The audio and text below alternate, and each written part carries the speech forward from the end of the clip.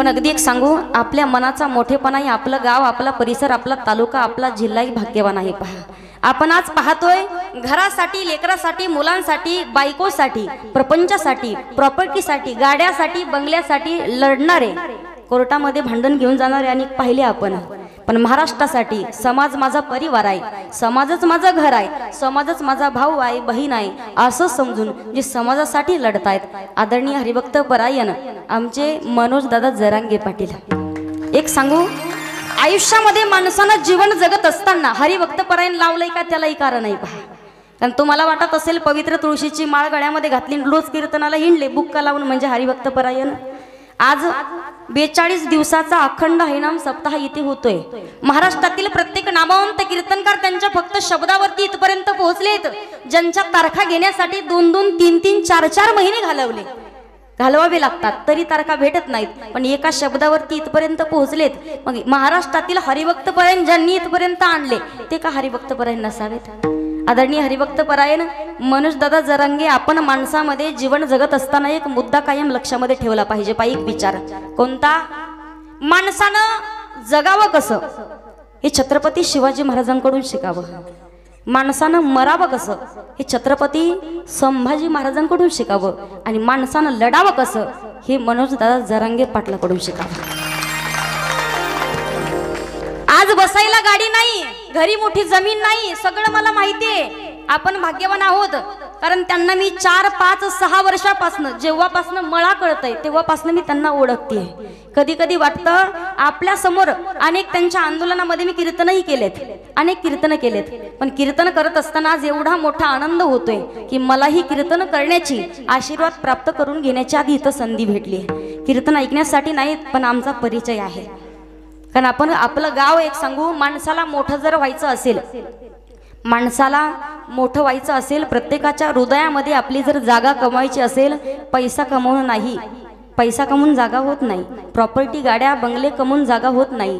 प्रत्येक माणसाचा विश्वास जपला पाहिजे.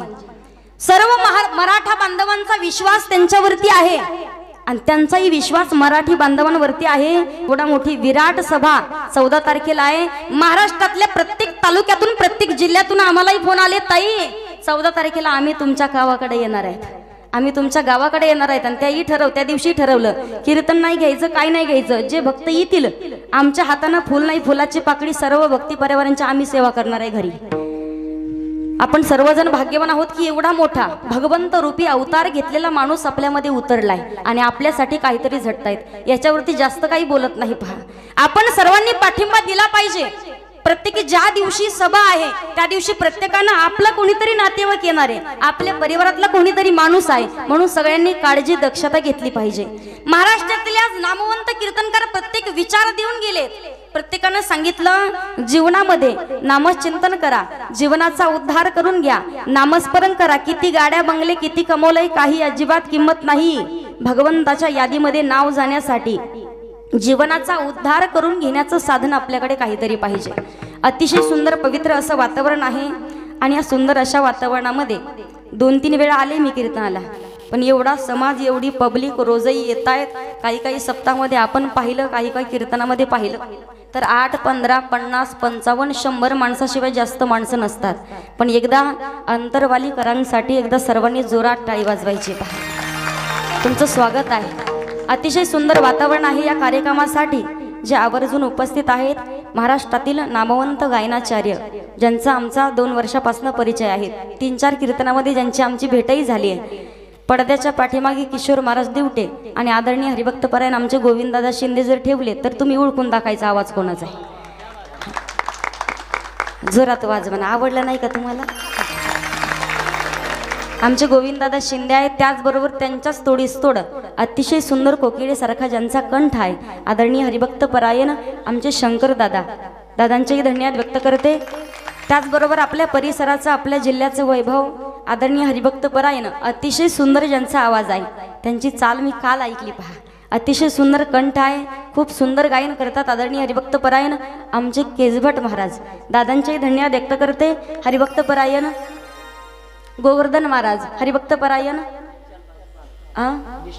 निश्चंदास महाराज, बरोबर आहे का? तुमचेही धन्यवाद व्यक्त करते. विनेकरी बाबा आहेत, तुमचेही धन्यवाद व्यक्त करते. आदरणीय हरिभक्त परायण आमचे चर्मन. काल ऐकलं मी तुमचं नाव, पण म्हटलं आपल्याकडून चुकू नये. तुमचेही धन्यवाद व्यक्त करते. आमच्या दोन्ही ताई आहेत, ईश्वरी ताई, जयश्री ताई, त्यांचाही खूप सुंदर आवाज आहे, त्यांचेही धन्यवाद व्यक्त करते. त्याचबरोबर आमचे आदरणीय हरिभक्त परायण आप्पा. 4-5 वेळा भेट झाली आपली, रोजच बघतात मला. तुमचेही धन्यवाद व्यक्त करते. अतिशय सुंदर महाराष्ट्रामध्ये ज्यांचं सिंथ वादनामध्ये नाव आहे, छत्रपती संभाजीनगरवरून इथपर्यंत आलेत आज. त्यांची कथा चालू आहे. आदरणीय हरिभक्त परायण माझ्यावरती नितांत बहिणीसारखं प्रेम करणारे आदरणीय हरिभक्त परायण मयूर दादा निंबोळकर, दादांचे धन्यवाद व्यक्त करते. त्याचबरोबर आमचे कोरडे महाराज आहेत, त्यांचेही धन्यवाद व्यक्त करते. अभिषेक दादा आहेत, आमचे आप्पा, भाऊ अशोक भाऊ, अण्णा आणि भाऊ, बरोबर ना? हां, अण्णा नाही आले. हां, भाऊंचे धन्यवाद व्यक्त करते. बऱ्याच कीर्तन आले, पण तुमचं तोंड पाठ आहे, पण मला नाव पाठ नाही. पहा, त्याचबरोबर अतिशय सुंदर जे मृदंग वाजवण्याचं काम करतायत आदरणीय हरिभक्त परायण महाराष्ट्रामध्ये मृदंग क्षेत्रामध्ये अतिशय सुंदर ज्यांचं नाव आहे आदरणीय हरिभक्त परायण, ज्यांच्या हाताखाली लाखो विद्यार्थी तयार झाले. हरिभक्त परायण पंडित केशवजी जगदाडे गुरुजी, त्यांचे पट शिष्य हरिभक्त परायण योगेश दादा पांचाळ. दादांचे धन्यवाद व्यक्त करते. एकदा जोरात टाळी वाजून त्यांचं स्वागत करायचं. आमचे आई वडील तेही उपस्थित आहेत, माझे मामाही उपस्थित आहेत. आदरणीय हरिभक्त परायण आमच्या गुरुस्थानी असणारे गजानन महाराज जुनगुडे, त्यांचेही धन्यवाद व्यक्त करते. सर्वच हरिभक्त परायण मंडळी, अनेक मंडळी आहेत, त्यामध्ये आदरणीय हरिभक्त परायण मयूर दादा आहेत, त्यांचे सहकारी मंडळी आहेत, त्यांचेही धन्यवाद व्यक्त करते. यूट्यूब चॅनलवाले, माझ्यावरती नितांत बहिणीसारखं प्रेम करणारे आदरणीय हरिभक्त परायण परतूरवरून आलेले आमचे विठ्ठल दादा आहेत, गोविंद दादा, दोघांचेही धन्यवाद व्यक्त करते. सर्वच हरिभक्त परायण मंडळी, सगळ्यांनाच नावं सांगायची गरज नाही, रोज पाहताय तुम्ही, पाठ झालेत आता. त्याचबरोबर आमच्या मोहिती वस्तूवरून आमचे दोन्ही मामा आलेत, त्यांचेही धन्यवाद व्यक्त करते. सर्वच हरिभक्त परायण चष्म्यावाले, फेट्यावाले, मिशावाले, गंधावाले, पदर घेतलेल्या बिना पदरावाल्या, नका घेऊ द्या, घ्या आता. तुमचेही धन्यवाद व्यक्त करून अभंगाकडे वळूया. विठ्ठल विठ्ठल.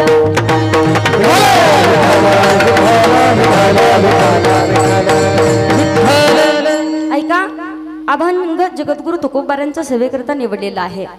ज्या महापुरुषाचा अभंग सेवेसाठी निवडलेला आहे असे असणारे जगद्गुरु तुकोबर आहे. प्रत्येक व्यक्तीला स्वतःचं हित जागायला लावणारा अभंग आहे. प्रत्येक माणसानं नेमकं हित आहे कशामध्ये, हा विचार अगदी वेळोवेळी माणसानं केलं पाहिजे. स्वतःच्या हिताच्या ठिकाणी जागा राहिलं पाहिजे. जगद्गुरु तुकोबारे प्रत्येक व्यक्तीला, प्रत्येक माणसाला सांगतायत. मग प्रत्येक माणसाने विचार केला पाहिजे.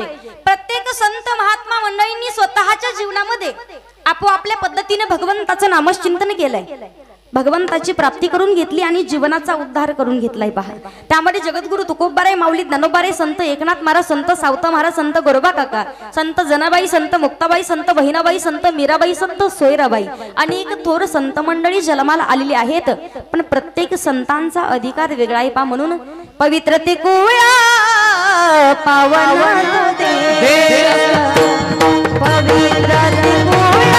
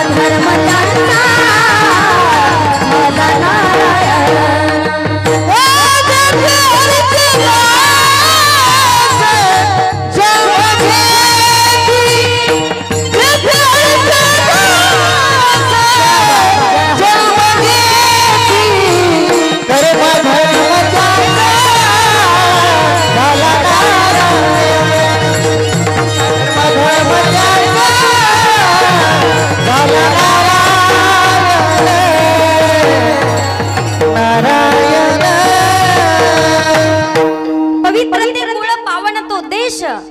जेते हरीचे दास जन्म घेती.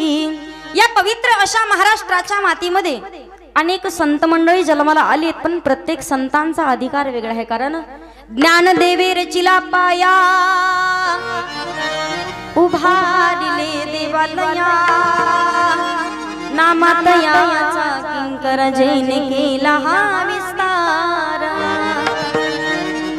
जनार्दन एकनाथ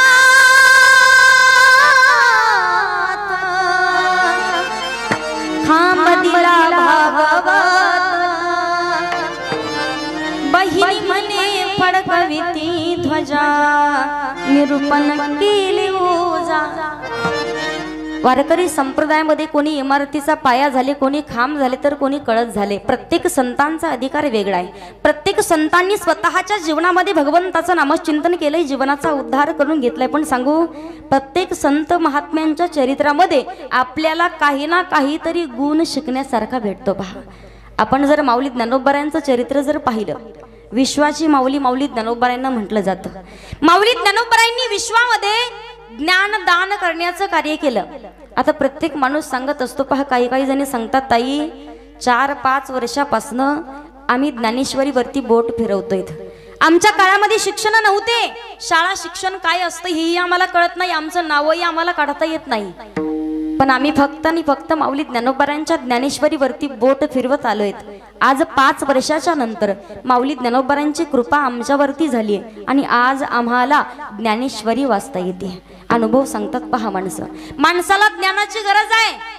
ते प्रपंचामध्ये असू द्या, परमार्थामध्ये असू द्या, पण माणसाला ज्ञानाची गरज आहे. आपण लक्षामध्ये घ्यायचं असेल, आज मनोज दादा जरांगे पाटील यांना जर ज्ञान नसतं तर कितीही माणसांनी त्यांना आतापर्यंत काय काय बोलले असते. पण कोणत्याच माणसाला न भीता, कोणता राजकारणी असू द्या, कोणी असू द्या, कोणताही अधिकारी असू द्या, पण कोणालाच घाबरत नाही. का? ज्ञानाच्या जीवावर. प्रत्येक गोष्ट, प्रत्येक शब्द, प्रत्येक वाक्य, प्रत्येक विचार सांगत असताना स्वतः अभ्यास करतायत, विचार करून बोलतायत. माणसाला ज्ञानाची गरज आहे, प्रपंचामध्येही आणि परमार्थामध्येही. कारण ज्ञानाचे 3 प्रकार आहेत. पहा, एक आहे पहिला अज्ञ, दुसरा आहे तज्ञ आणि तिसरा आहे सर्वज्ञ. अज्ञ कुणाला म्हणावं? समजा उदाहरणार्थ मृदंगाचार्य दादा, आमचे योगेश दादा मृदंग वाजवत आहेत, तुम्हाला काहीच माहिती नाही, पण तुम्ही म्हटले दादा तुम्ही एक बोल चुकीचा वाजवला, जमल का? का? तुम्ही त्या विषयामध्ये अज्ञानी आहेत. एखाद्या समजदार माणसानं सांगणं ठीक आहे, तुमच्यातलं पटल असं उदाहरण सांगते. महिला मंडळ, मला सांगा, आपल्यामध्ये तुमचा एखादा लहान मुलगा एखाद्या मोठ्या माणसाला नको त्या गोष्टी जर बोलला तर तुम्ही काय म्हणता? दादा त्याचं बोलणं मनावर घेऊ नका बरं का, का तो अजून अज्ञानी आहे. बरोबर आहे की नाही? तज्ञ कोण? तुम्हाला डोळ्याचं ऑपरेशन करायचे, कुठे जाल तुम्ही? कोण म्हटलं? जंगलात. डोळ्याचं ऑपरेशन करायचं असल्याच्या नंतर जाल कुठे तुम्ही? स्पेशल डोळ्याच्या दवाखान्यामध्ये. का? त्यांनी त्या विषयामध्ये PhD केली आहे, सखोल अभ्यास केलाय. तुम्हाला जर हाडं चेकअप करायचे असतील तर स्पेशल हाडाच्या दवाखान्यात जावं लागेल. का? एकाच विषयामध्ये त्यांनी सखोल अभ्यास केलाय. तुम्हाला एखादा बोल, एखादा ताल जर विचारायचा असेल तर मृदंगाचार्य महाराजांकडे यावं लागेल. एखादी चाल, एखाद्या गायनाचा, एखाद्या चालीचा राग जर विचारायचा असेल तर गायनाचार्य महाराजांकडे जावं लागेल. का? त्यांनी त्या विषयामध्ये सखोल अभ्यास केला. ते आहेत तज्ञ. पण सगळ्याच विषयातलं सगळं ज्याला कळतं तो आहे सर्वज्ञ आणि तो आहे भगवान परमात्मा.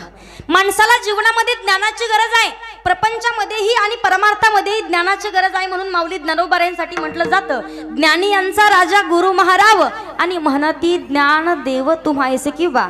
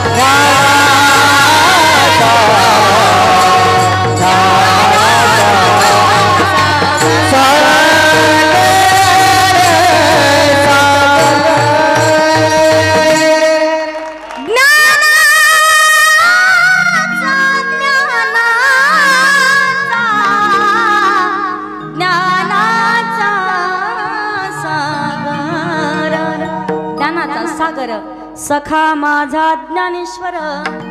माऊली ज्ञानोबरांनी ज्ञान दान करण्याचं कार्य केलंय. माणसाला ज्ञानाची गरज आहे.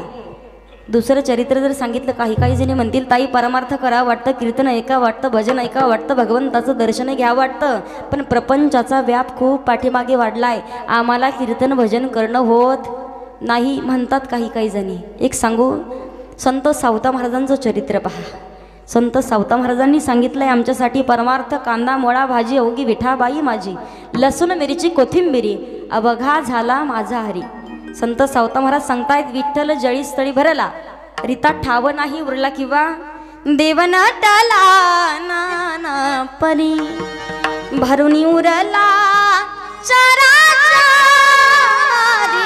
देव नटला नटला नाना परी, देव नटला नाना परी भरुनी उरला चराचरी. संत सावता महाराजांनी सांगितलंय, भगवान परमात्म्यानं जे आपल्याला काम दिलंय, इको कमी करा, जे आपल्याला कार्य दिले. हॅलो हॅलो, इको कमी करा. विठ्ठल विठ्ठल विठ्ठल.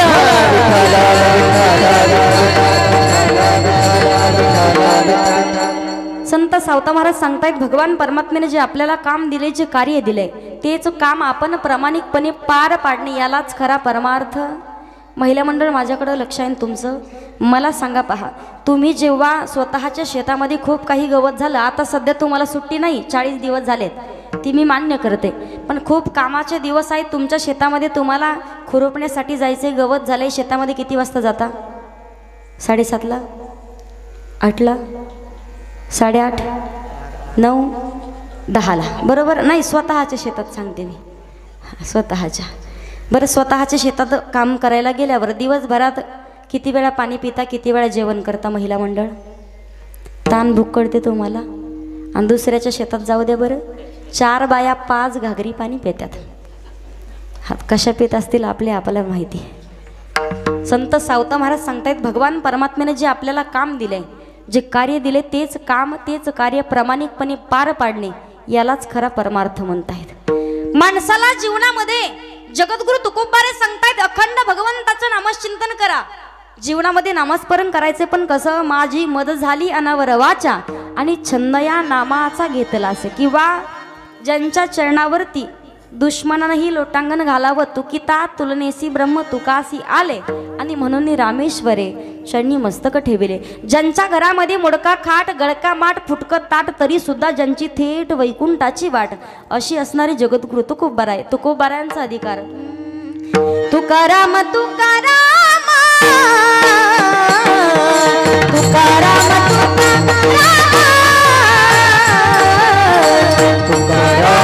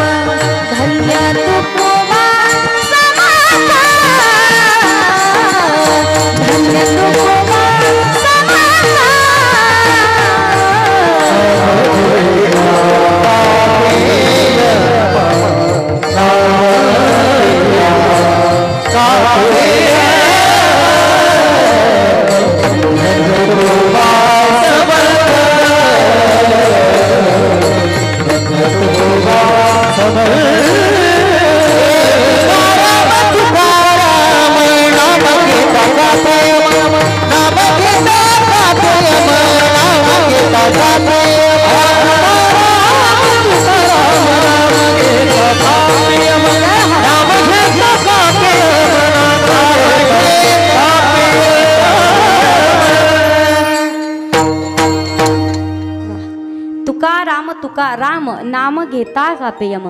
ज्यांचं नाव घेताच यमाच्या अंगालाही कंप सुटावा, हे सामर्थ्य ज्यांच्यामध्ये, त्यांना म्हटलं जातं जगद्गुरु तुकोबाराय.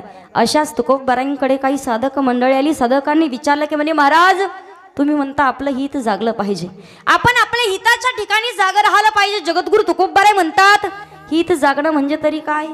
तुळशी माळ गळा, गोपी चंदन टिळा, हृदयी कळवळा वैष्णवा, गळ्यामध्ये पवित्र तुळशीची माळ धारण करायची. माळ घालायची का? होय होय वारकरी पाहे पाहेरी पंढरी. मग पंढरपूरला जावं का? एकदा तरी मनुष्य देह नरदेह धारण करून आल्याच्या नंतर पंढरीशी जा रे आल्यानं संसारा. दिनाचा सोयारा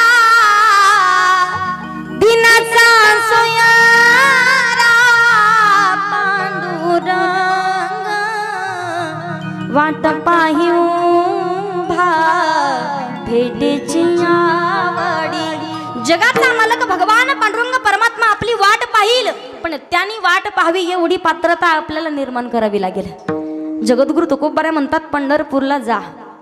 तुकोबारांनी सांगितलं हित जागावं. प्रत्येक व्यक्तीने हिताच्या ठिकाणी जागा राहावं का? जो व्यक्ती हिताच्या ठिकाणी जागाय, जो स्वतःच हित जागतोय त्याला धन्यता नाही. जगद्गुरु तुकोबाराय म्हणतात धन्य माता पिता तयाचे. अभंगाचं पहिलं चरण.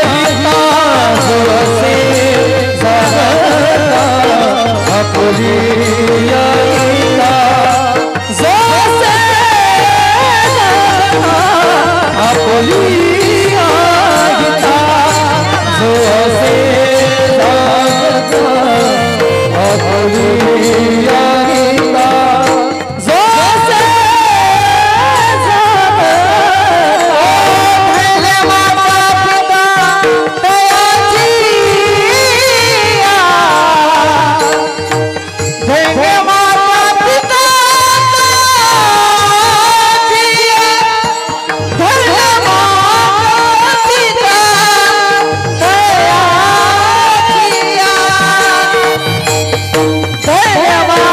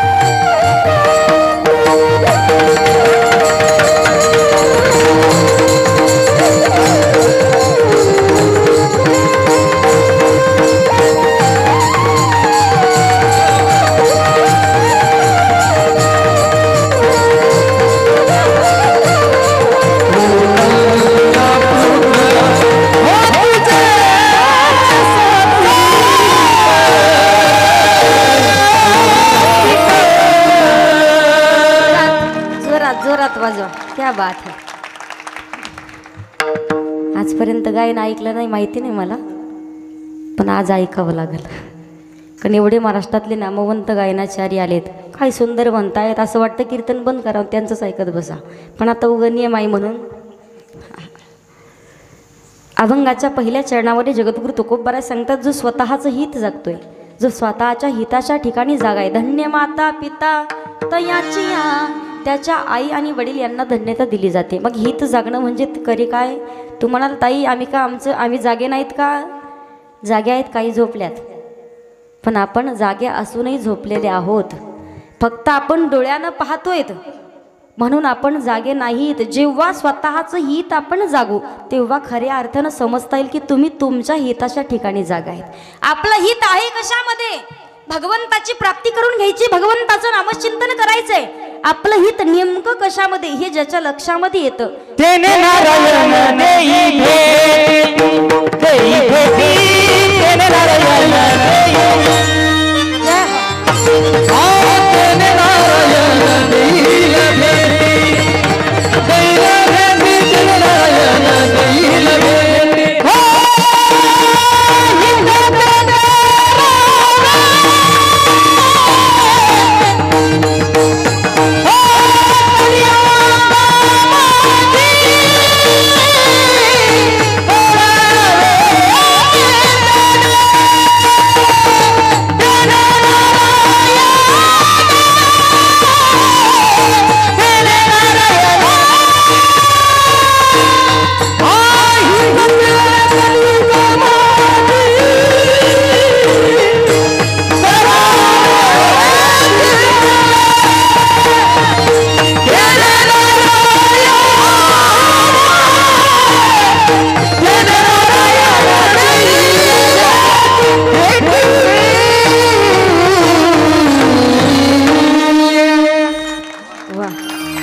कलियुगा माझी, हेच का? कारण मला काही कळालं नाही व्यवस्थित. हां, तुम्हाला नाही कळालं. हां, दोन दोन प्रमाणे म्हटले. हां, वा. हित ते करावे देवाचे चिंतन, करून या मन शुद्ध भावे, किंवा कलियुगा माझी हां करावे कीर्तन, तेने नारायण देईल भेटी. भगवंताचं नामचिंतन करायचे. स्वतःचं हित आहे कशामध्ये? तर भगवंताचं नामस्मरण. नामस्मरण करावं का? का करावं नामस्मरण? तर तयाच्या चिंतने निरसेल संकट, तराल दुर्गट भवसिंधू. भगवंताचं नामचिंतन केल्यावर आपल्यावरती संकट येणार नाही, आणि जरी संकट आली तरी त्याचं निवारण करणारा भगवान परमात्मा असेल. मग नामस्मरण करायचे. तू म्हणाल ताई हित ते करावे देवाचे चिंतन, करून या मन शुद्ध भावे. मग मनच का शुद्ध ठेवायचंय? का बसलाय तिथं काही जणी, पण आपलं मन कीर्तनामध्ये नाही. काही काही म्हणत असतील, राधा अक्का घराला कुलूप लावलंय पण कुलूपाला झटका नाही दिला. तुमचं मन इथं कुलूपाला झटका देत असेल, काही अर्थ आहे का? इथं बसून देहानं इथं बसलाय. तुमचं मन जर गुलाबजाम खाऊन येत असेल तर इथं बसून काही अर्थ नाही. हित कशामध्ये आहे? हित ते करावे. भगवंताचं नामचिंतन करायचंय शुद्ध मनानं, शुद्ध अंतःकरणानं, भगवंतावरती भाव श्रद्धा निष्ठा ठेवून अंतःकरणातून जेव्हा हित जागून नामस्मरण करू तेव्हा म्हणता येईल धन्य माता पिता तयाची. मग हित आहे भगवंताचं नामचिंतन करायचंय. नामस्मरण केल्यावर संकट येणार नाही. मग नामस्मरण करावं का? तर सारासार विचार करा उठा उठी, आणि नाम धरा कंठी विठोबाचे. मग जीवनामध्ये सार काय असार काय याचा विचार करून कंठामध्ये भगवंताचं नामचिंतन धारण करायचंय. मग नामस्मरण करायचंय. पण नामस्मरण करावं का? याला अजून एक पुरावा माऊली ज्ञानोबाराय सांगतायत, ज्ञान देव पुसे निवृत्तीशी चाड, आणि गगना हुनी वाढ नाम आहे. ऐसा नामाचा महिमा वेदशिनला झाली सीमा.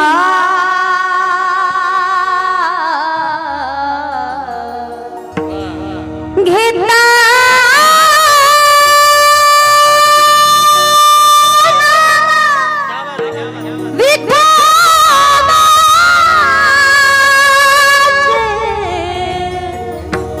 पर्वत जळती पापांचे, पर्वत जळती पापांचे, पर्वत जळती पापांचे.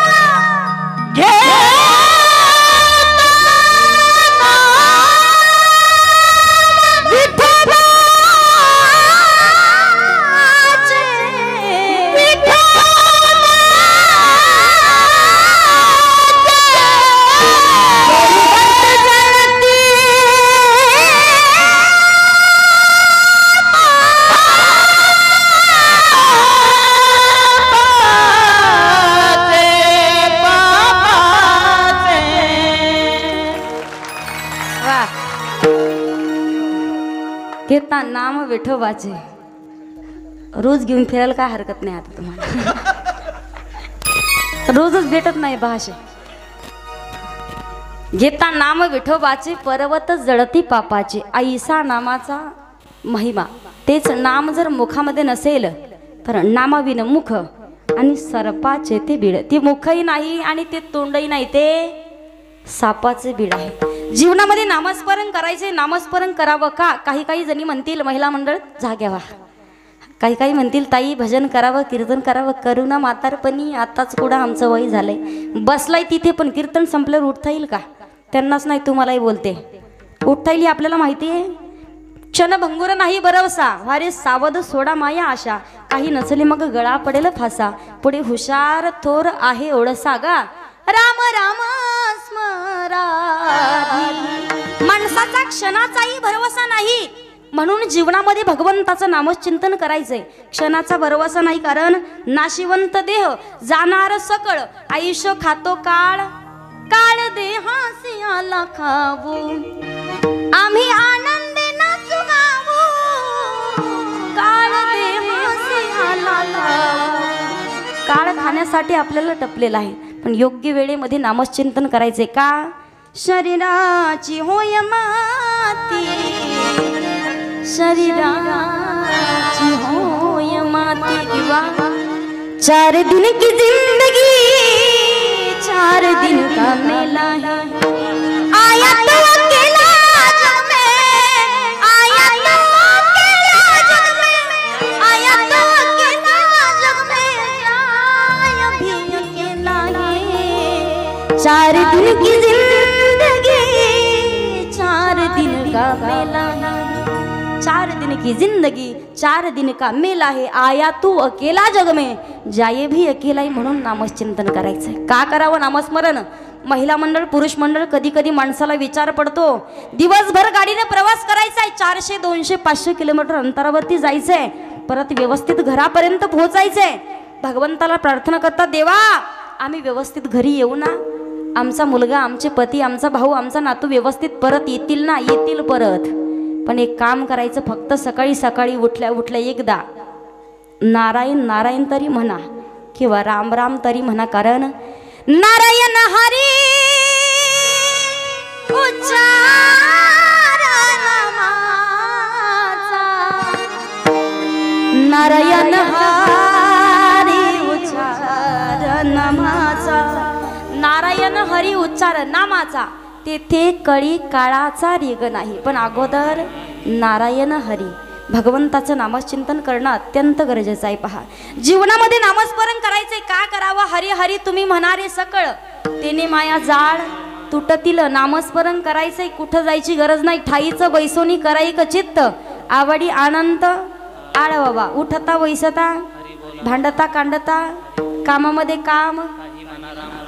काळवेळ नाम काळवेळ, काळवेळ नाम जारिता नाही. काळवेळ नाम वेळ नाम, काळवेळ नाम जारिता नाही. काळवेळ नाम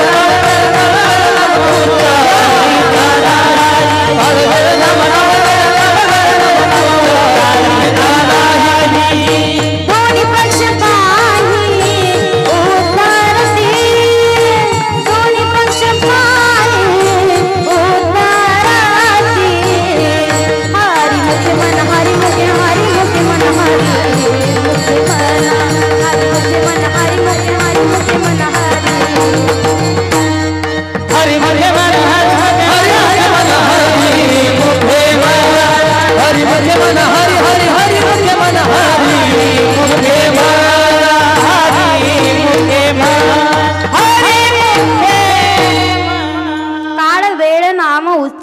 नाही आणि दोन्ही पक्ष पाही उद्धरती म्हणून भगवंताचं नामचिंतन करायचंय. नामस्मरण करावं का? आणि नामस्मरण करण्यासाठी आता मला प्रत्येक जण सांगा, आपण 25 दिवसापासून कीर्तन ऐकतात बरोबर आहे. काहीतरी मनात संकल्पना असेल. कोणती संकल्पना आहे? देवा आम्हाला आरक्षण.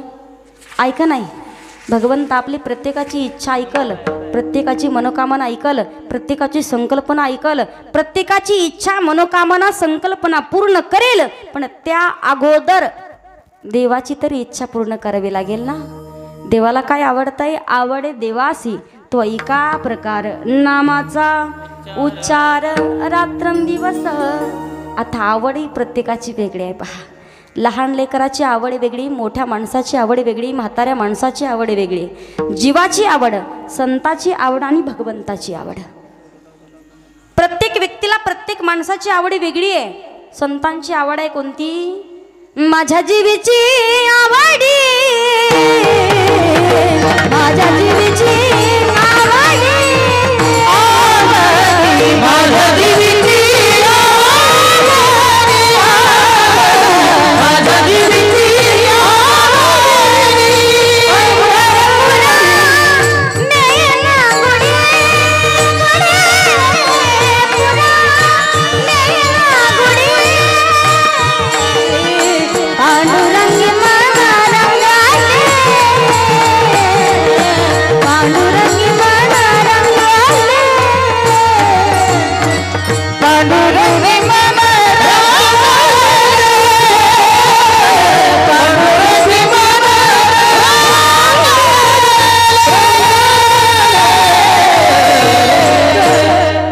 माझ्या जीवीची आवडी पंढरपुरा नेहीन गुडी. संताची आवड आणि भगवंताची आवड.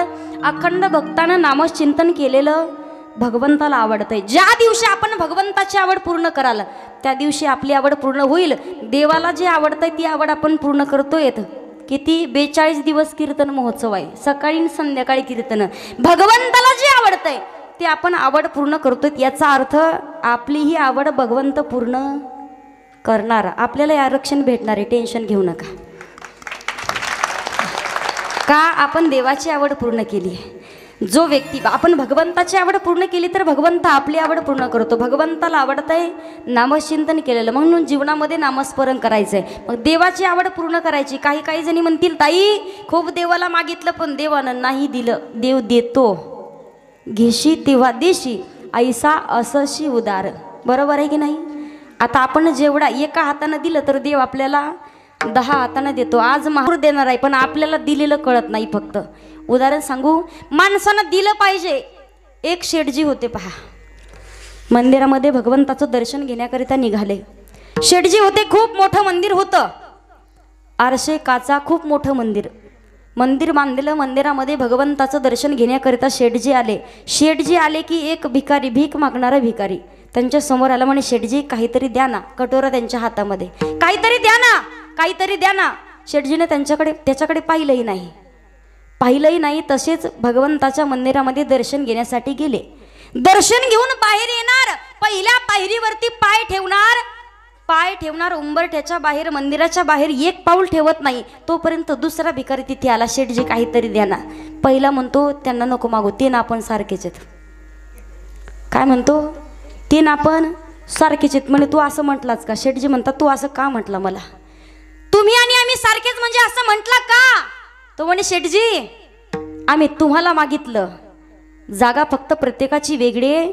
आम्ही मंदिराच्या बाहेर मागतोय आणि तुम्ही मंदिरामध्ये जाऊन मागितलंय, पण मागण्याची पद्धत एकच आहे. आम्ही तुमच्याकडे मागितलं, तुम्ही देवाकडे मागितलं.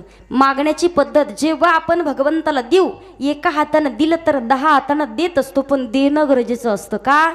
उदाहरण सगळ्याला माहिती आहे. द्रौपदी मातेला संकटामध्ये भगवंत धावून आला, पण अगोदर बोटाला चिन्नी बांधून घेतली.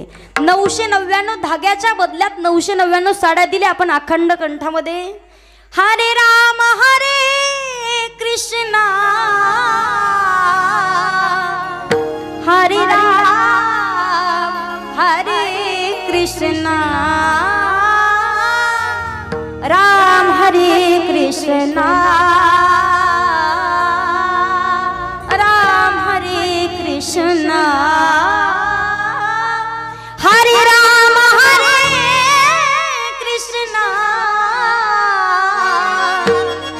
हरे राम हरे कृष्णा।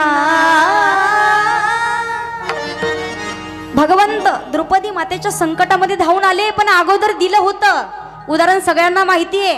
सुदाम देवाला भगवंतानं सोन्याची नगरी दिली, पण अगोदर मुठभर पोहे, बालमित्र होते, बालसखा होते, मनात आलं असतं पोहे न घेता सोन्याची नगरी देऊन टाकली असती, पण भगवंतानं सांगितलंय स्वतःच कर्म केले, कर्म झाले आणि त्याची भोग आले, उपजले मेले ऐसे किती। जे आपण कर्म केले ते कर्म आपल्यालाच चुकवावं लागणार। सुदाम देवानं मुठभर पोहे भगवंतानं घेतलेत, पण सोन्याची नगरी दिली म्हणून सुदामा ब्राह्मण दुःखी दारिद्र्य पिढीला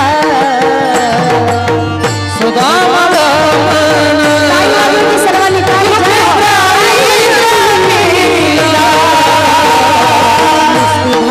पोहे घेऊनिया त्याचे भेटीला गेला।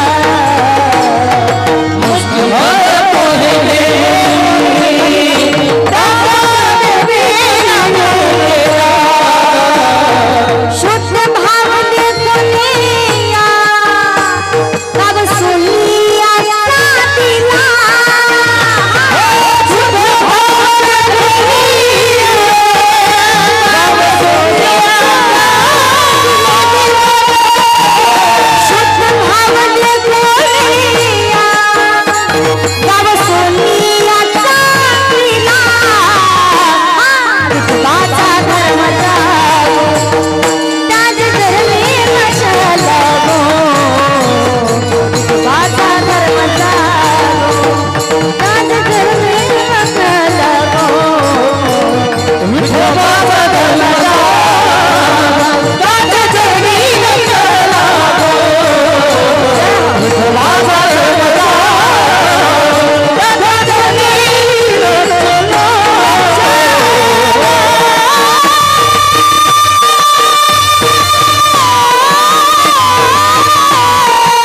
क्या बात, जय हो।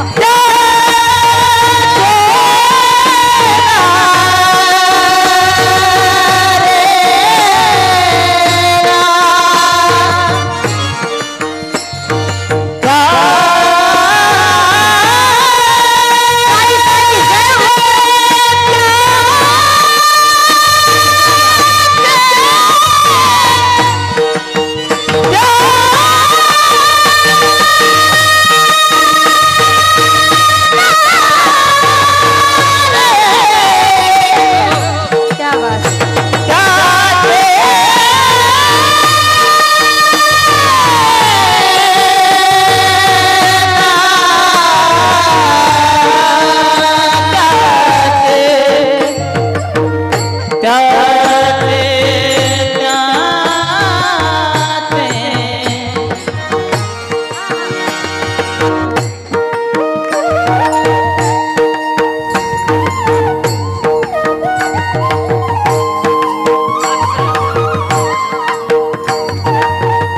जय हो। टाळी टाळी वाजवायची सर्वांनी। हरी बोल।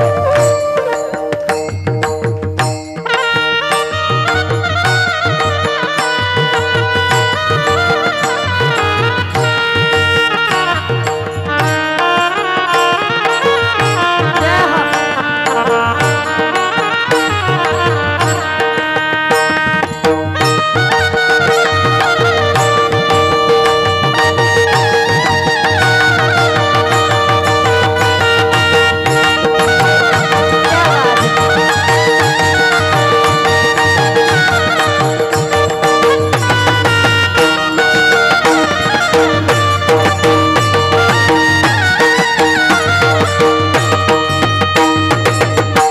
वाह, वाजवा एकदा टाळी।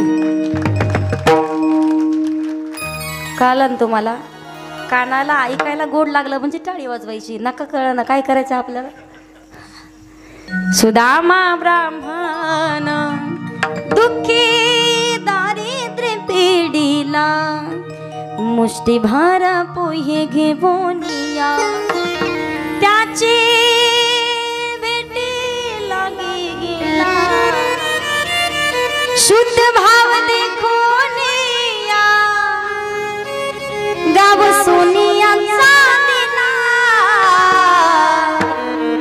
विठोबाचा धर्म जागो त्याच्या चरणी लक्ष लागो. सुदाम देवाला भगवंतानं सोन्याची नगरी दिली आहे, पण अगोदर मोठभर पोहे घेतलेत. पहा, दोस्ती होती, बालमित्र होते, बाल सखा होते. सुदाम देव भगवंतासाठी पोहे घेऊन निघाल्याच्या नंतर पायामध्ये दगड जर टोचला ना, भगवंताला वेदना व्हायच्या. आणि पायामध्ये जर काटे टोचले, भगवंताच्या अंतःकरणाला पिळा बसत होता. ती होती दोस्ती. आपण पाहतो आजची दोस्ती, खिशातली तर मगोची पुडी संपेपर्यंत आणि गाडीतलं पेट्रोल संपेपर्यंत. एक सांगू, दोस्ती त्याला म्हणतात, मित्रा तुझं दुःख ते माझं दुःख आहे आणि तुझा आनंद तो माझा आनंद आहे. आपली दोस्ती म्हणजे दोस्ती पक्की, खर्चा आपणे आपणा. खरंय की नाही? जे आहे ते सांगते. पहा, भगवान परमात्म्यासारखी आणि सुदाम देवांसारखी जर दोस्ती असेल तर नक्कीच दोस्तीचं नातं काय असतं हे कळतं माणसाला. माणसानं अगोदर दिलं पाहिजे, तेव्हा भगवंत देत असतो. भगवंताकडून घ्यायचं असेल तर भगवंताची आवड पूर्ण करावी लागेल. मग भगवंताची आवड काय? गातो आवडीने गोड तुझे नाम, तूच माझा राम, तूच घनश्याम. गातो आवडीने, गातो आवडीने, गातो आवडीने, आवडीने गोड तुझे नाम, तूच माझा राम, तूच घनश्याम. गातो आवडीने, आवडीने. तूच माझी आई, तूच माझा तूच माझी आई, तूच माझा मुखी नाम घेता जाणतोस पाप. तूच सखा कृष्ण,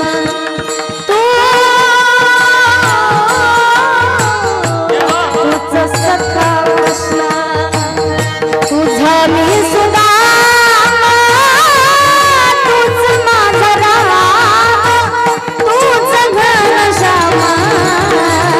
गातो आवडीने गोड तुझे नाम, तूच माझा राम, तूच घनश्याम. गातो आवडीने गोड तुझे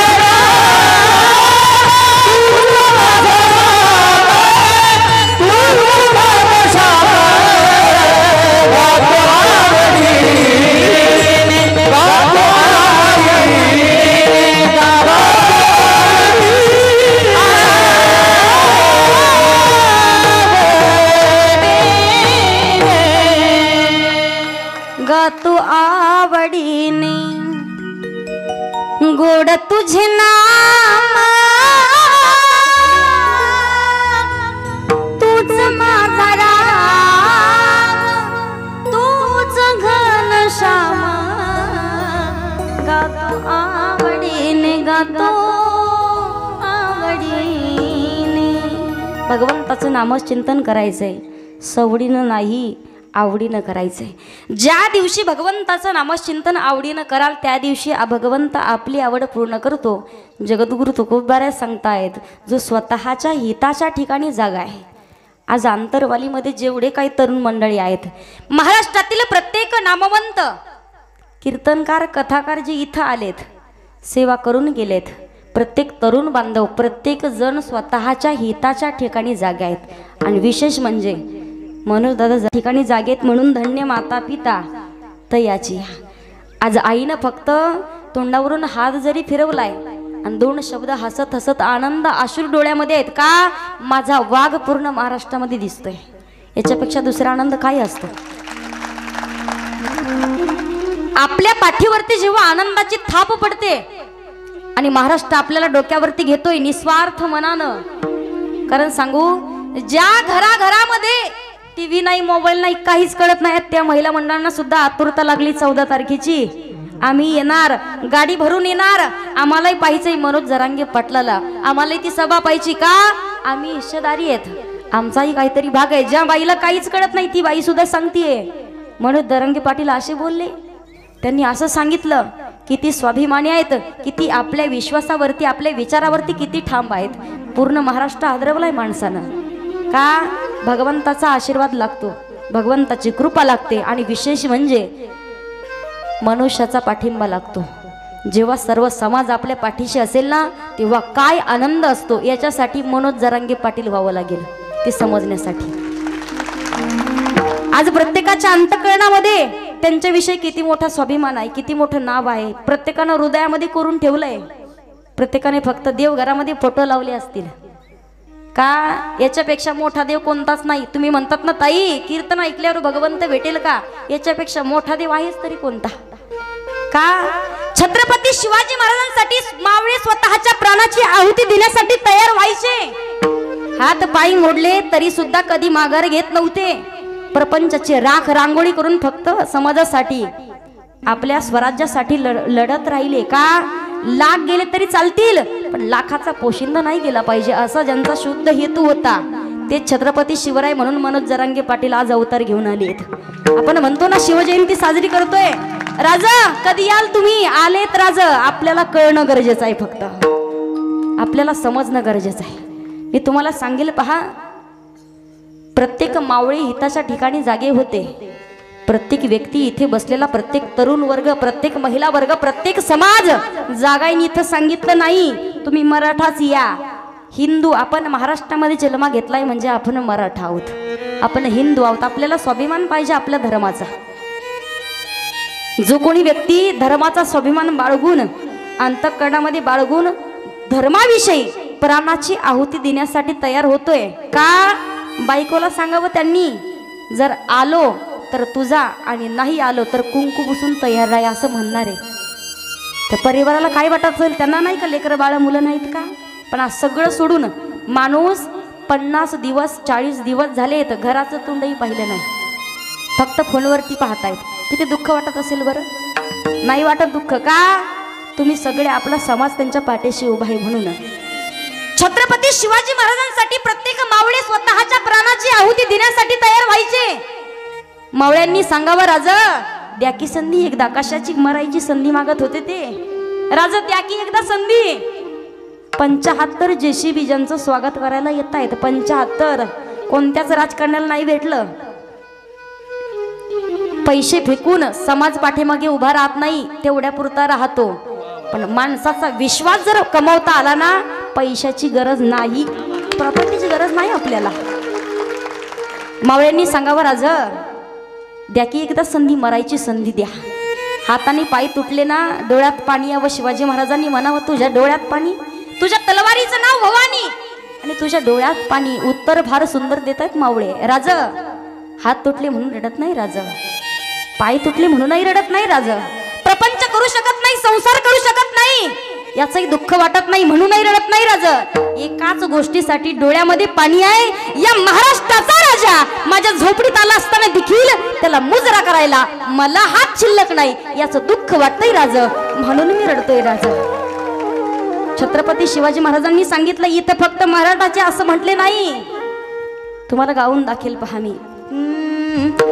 दिल वचन मा साईबा वचन पूर्ण करी, दिल वचन मा साईबा वचन पूर्ण करी. बाई माझा राजा बसला घोड्यावर, बाई राजा बसला घोड्यावर, शुभ राजा बसला घोड्यावरी. राजा बसला घोड्यावरी, राजा बसला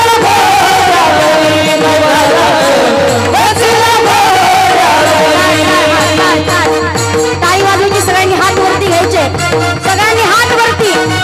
छत्रपती शिवाजी महाराज की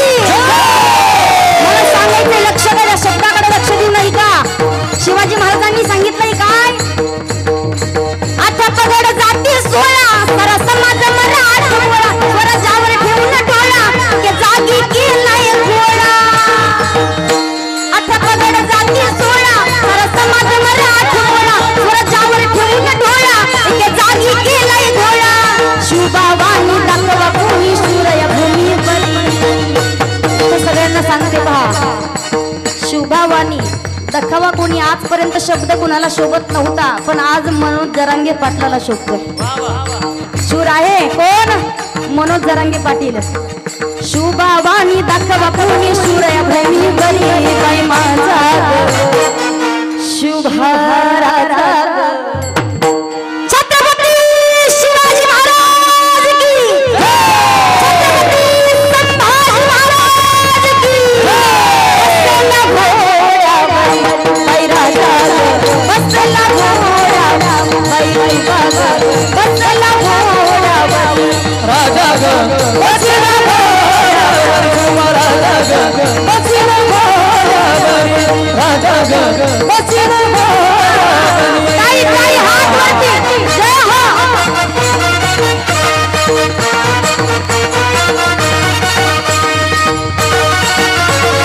क्या बात है. हात वरती घ्या सगळ्यांनी, हात वरती. शिवरात्रीची शपथ हात नाही आला तर.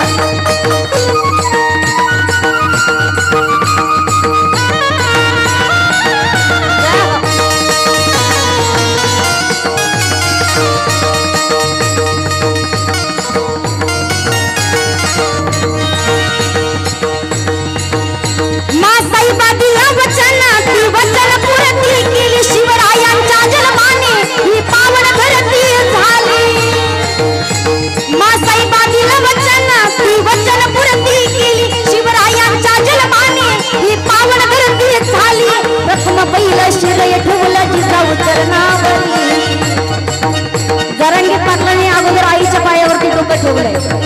बघा जाऊ नको का, आईचं अंतकरण आहे ते. समाजासाठी लढायचंय, महाराष्ट्रासाठी लढायचंय, पण आईचं अंतकरण गहीवरून येतंय. बघा जाऊ नको का, कोणत्या आईला वाटेल का आपलं लेकरू कोणी हिरावून घेऊन जावा म्हणून. जीवाची पर्वा न करता आईच्या पायावरती माथा ठेवलाय. आणि त्यांनी सांगावं, मासाई बाजीला वचन ती वचन पूर्ती केली. शिवरायांच्या जन्माने ही पावन धरती झाली. प्रथम पहिलं शिरय ठेवलं जिजाऊ चरणावरी, प्रथम पहिलं शिरय ठेवलं जिजाऊ चरणावरी बाई माझा शुभा राजा ग. क्षत्रिय कुलावतंस सिंहासनाधीश्वर राजा विराज श्री श्री श्री छत्रपती शिवाजी महाराज की, छत्रपती शिवाजी महाराज की, छत्रपती शिवाजी महाराज की.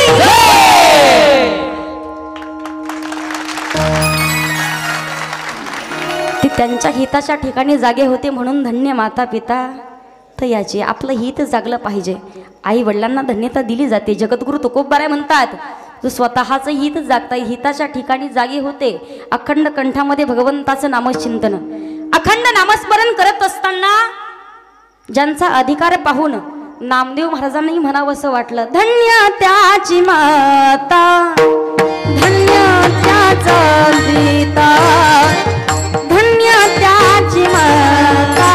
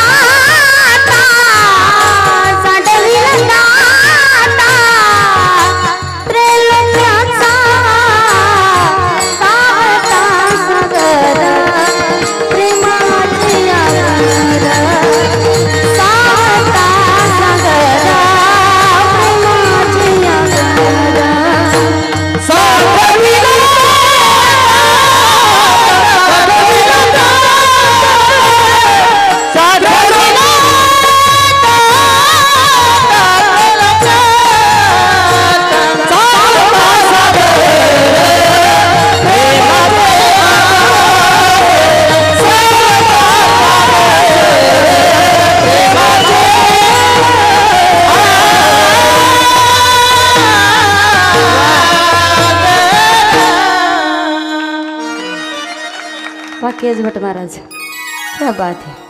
एवढे दिवस होते तुम्ही कुठं? दिसलेच नाही ना मला कधी.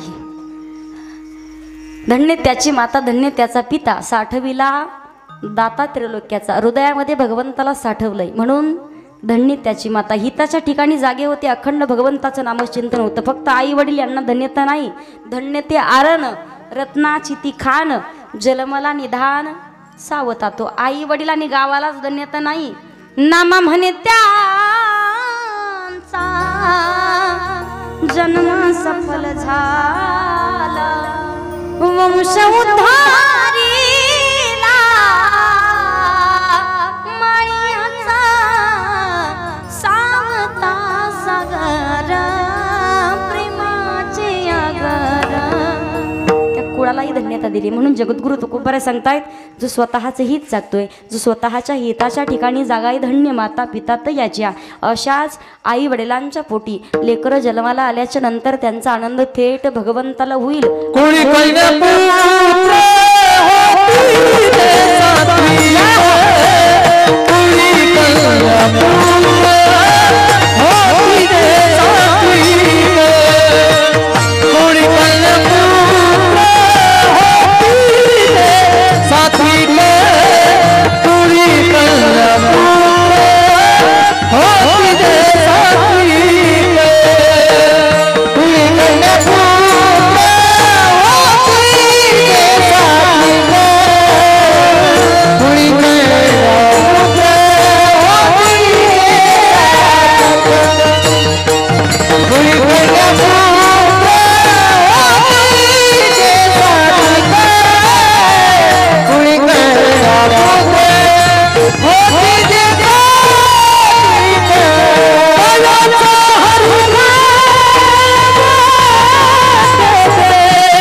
कन्यापुत्र